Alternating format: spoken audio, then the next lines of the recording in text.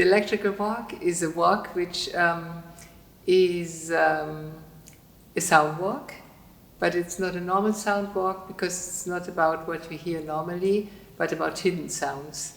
And the hidden sounds, you receive them through this headphone, which is custom made. It is invented by myself and it was constructed by an engineer in Germany. And it makes audible all the different electromagnetic frequencies which are around us, all the waves. There's many, and they're all different, and they are very intense sometimes, but as we do not hear them normally, we don't know about them. The electrical walk started in 2003, and it was not that I invented them, but it was more a necessity because let's say, I made many installations before with the technique of induction, and suddenly I had strange signals which I did not know where they came from.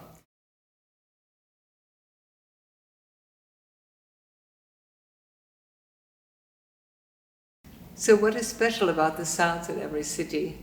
It depends a lot. It depends on the country, it depends on the way people live, and it depends, of course, where I am in a city.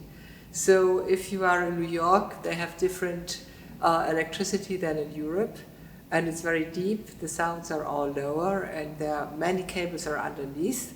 So this means more heavy sounds.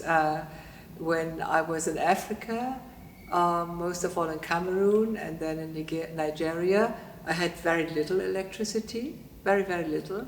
But there was some then in the center of some cities, but not much. And when I come to Asia, it's everywhere.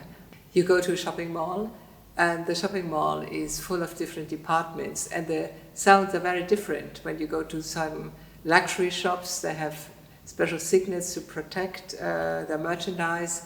I call that security gates, and it's very rhythmic. And then you have other places which is everyday. Food shops, you have different things. And then you have some mysterious sounds, you don't know where they come from. So a shopping mall always, all over the world, is a kind of big source of sounds. But when I walk along, for example, here in Seoul, this old quarter of metal workshops, I love that very much because it's very deep, quiet sound. You just hear pure electricity, but it changes all the time. And sometimes you hear some antennas, some internet, but not much. It's really workers' area. And I think in the end, traveling, for example, with the subway, it's different. With the bus, it's different. All kind of movement is different. But of course, it depends too where you are. If you just stay like that, maybe the sound is passing by, or you can move your head, or you can go up and down, and you can create yourself a kind of very small, tiny composition by moving with your body. Sometimes people ask me, which is your favorite city? And I always say it's the city I'm just now in. So at the moment, Seoul is my favorite city, because I like them all. When you go to the eastern countries, you have a mixture, or you had at least a mixture of a lot of analog electromagnetic waves, which are the old systems, and then you have very, very new waves at the same moment, like I was recently in Poland, in Poznan, and I saw some shops with systems I never heard or saw before, that were so modern. And at the same time you go around the corner and you have these deep, warm, analog sounds. So they are countries which are in a kind of development, while when you're here in Seoul, everything seems already at the highest level. I don't know how it could get even more, but it will get more. While you walk with the headphones, you look in a different way at the things around. And then you do not hear what you're familiar. You see a door, but you don't hear the door. Maybe you hear something completely different, and then you say, what is this? What is it for?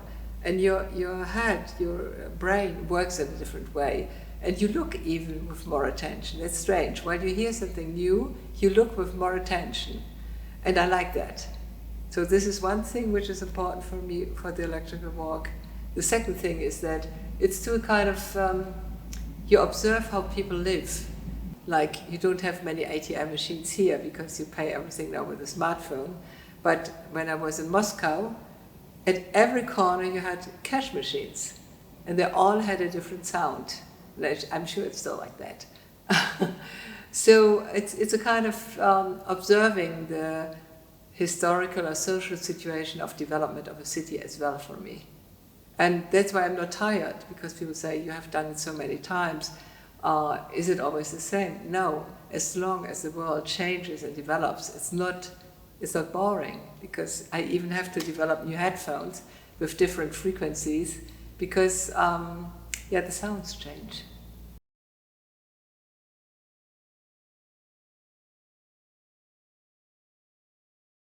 That's a very interesting question, because first of all, I mean, to archive my sounds is a work I have to do in the very little time I have between my work.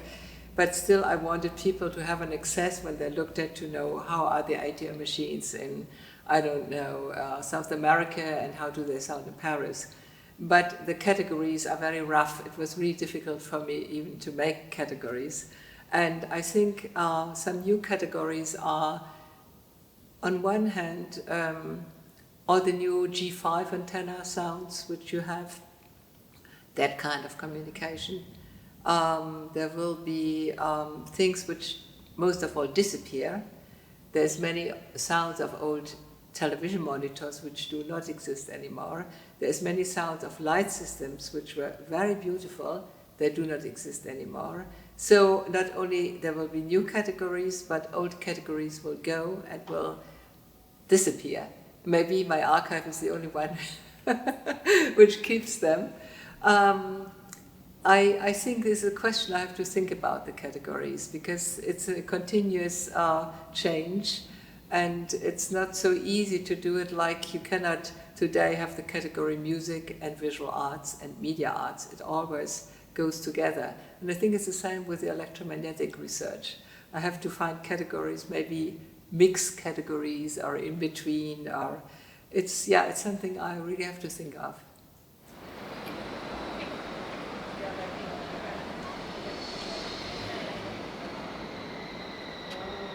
Switch off.